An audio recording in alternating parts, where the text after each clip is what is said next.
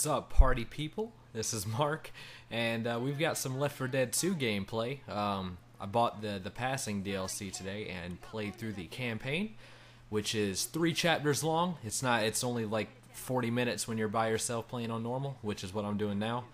And I mean, it's pretty short, pretty simple, sweet, but I had a little bit of fun doing it. It had some funny moments happen to me, but the passing DLC, if you don't know, is where the Left 4 Dead 1 survivors and the Left 4 Dead 2 survivors become intertwined to some extent. If you were paying attention at the beginning, you saw Zoe standing up on top on that bridge, and we are driving in that car, and we get stuck because we cannot go past the bridge because the bridge's actual thing is up in the air, and the only way it can go down is if Zoe, Bill, and nope, not Bill. Spoiler alert. Excuse me.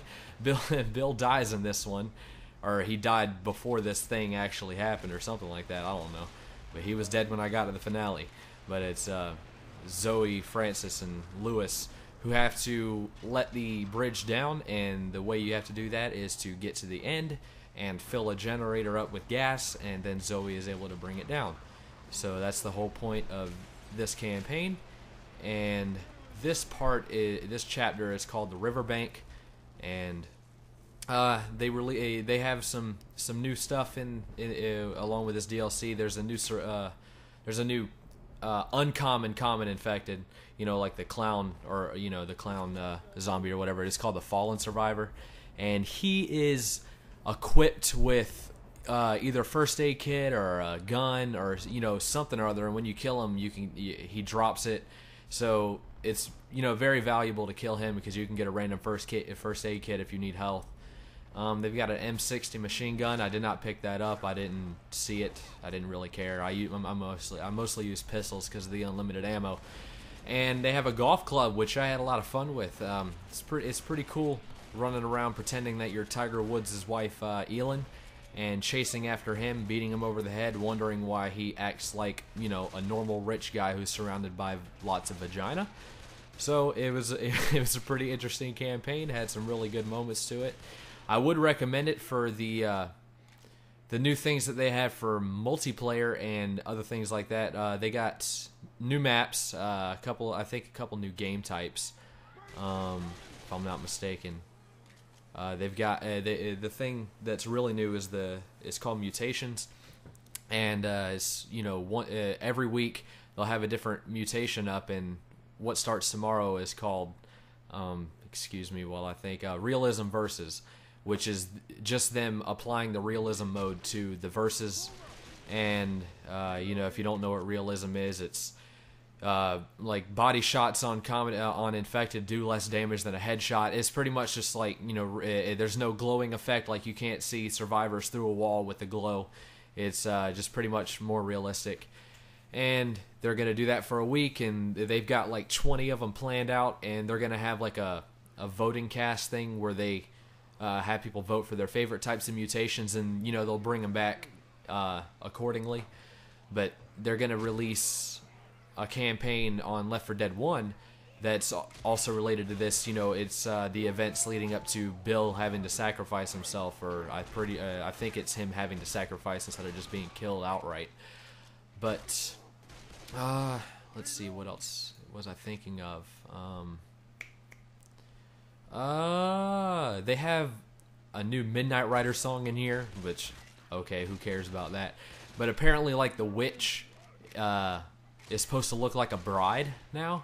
I don't know. I run into 2 witches in the campaign. I didn't really pay attention to what they look like because I'm not worried about what a witch looks like. I'm more worried about getting clawed in the face. So, but they've got new common infected models, which are Midnight Rider fans and wedding guests. So you'll probably see, like maids of honor and guys in tuxedos and random Midnight Rider fans. I don't know what they look like, but just random things like that. And I don't know. I guess I would recommend buying this. It's only $7. I mean, knowing Valve, they'd like to release it free because they do on the PC. But when you run through Microsoft, they make you charge money for it, and it's 560 points. So I figured it's worth buying. I mean, you know, if you have friends that like to play this, you can't put a price on DLC because having fun with friends on this game is quite the time, I must say. I've definitely had my experience trying to play Expert with my cousins and being on the Dark Carnival campaign for an extent of 4 to 5 hours and not even finishing it. That is Expert on this game is just nonsense. I mean, I think it's like 20 damage from a common infected, and if you do a friendly fire incident, I think it's just as much damage. It's you have to have robot precision pretty much, and a lot of good hand-eye coordination when you play on Expert, because you have to do a lot of meleeing to get these zombies off of you. But Dark Carnival is especially hard because it has that sequence where you have to run the roller coaster, and I'd suggest if you ever do that on Expert, grab a katana, grab an axe, some kind of melee weapon so you can continue running and not have, you know, the melee timer that shows up. Man, I hate that when I try to melee a boomer and I miss.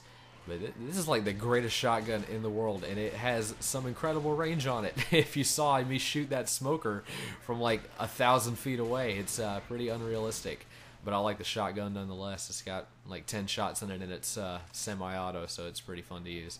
But this is the this is the funny part coming up with the witch, because this is a like a wedding ceremony kind of thing coming up here, and I hear the witch and turn off my light, and I think I see her, but I think I see her to my right. Yeah, if you see that little red thing, I thought that was a witch, but it was probably like a gas can or something.